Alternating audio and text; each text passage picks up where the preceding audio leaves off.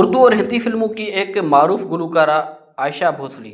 आयशा भोसले 8 सितंबर 1933 को भारतीय सूबे महाराष्ट्र के सांगली में पैदा हुई। आयशा भोसले के वालिद दीनानाथ मंगेशकर थिएटर के अदाकार और गुलकार भी थे। 1942 में जब आयशा भोसले की उम्र 9 साल थी तो वालिद दीनानाथ मंगेशकर का इंतकाल हो गया। वालिद के इंतकाल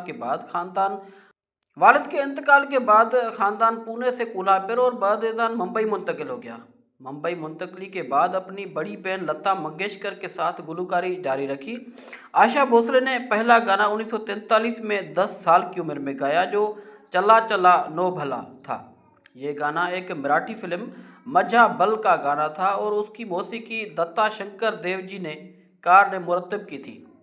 1948 में सावन आया गाना मकबूल हुआ। 1949 में रात की रानी के गाने रिकॉर्ड करवाए। आयशा भोसले ने 1949 में 16 साल की उम्र में 31 साल गणपत राव भोसले से भागकर शादी कर ली जो उनकी ज़ाती सेक्रेटरी थे।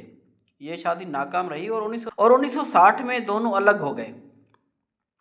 आयशा भोसले के मकबूलियत उस वक्त हुई जब 1954 में राज कपूर ने उन्हें फिल्म बूट पॉलिश का एक गाना नन्हे मुन्ने बच्चे के लिए साइन किया। ये गाना आयशा भोसले ने मोहम्मद रफ़ी के साथ गाया जिसने उन्हें शोहरत की सीढ़ी चढ़ाया।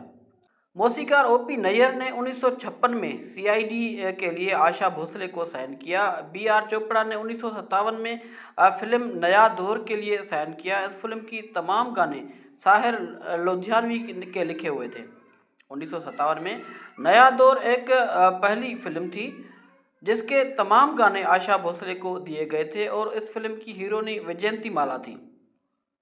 दोस्तों, आयशा भोसले 12 अप्रैल 1926 को मुंबई में 92 साल की उम्र में इंतकाल कर गई। वो पल्मोनरी इन्फेक्शन की वजह से ब्रिज कैंडी अस्पताल में दाखिल थी। वैसे तो अपनी ज़िंदगी में उन्होंने 20,000 से भी ज़्यादा गाने गाए हैं।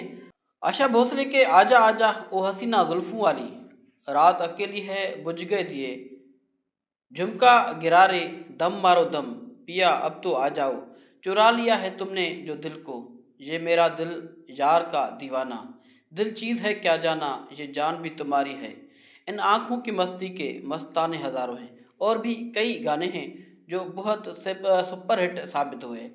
दोस्तों, इस तरह की मज़ीद वीडियोज़ के लिए हमारे यूट्यूब चैनल को सब्सक्राइब करें और एक और गुजारिश करता हूँ कि साथ में बेल आइकन बटन ज़रूर दबाएं। आयशा भोसले तारीख की वो शख्सियत है जिसको हम कभी भी नहीं भूल सकते। यकीनन वो आज हमारे दरमियान नहीं है, लेकिन उसके अल्फाज और उसके कई गाने आज भी हमारे साथ मौजूद हैं और रहती दुनिया तक हमारे साथ रहेंगे और हमारे कानों में गूंजते रहेंगे।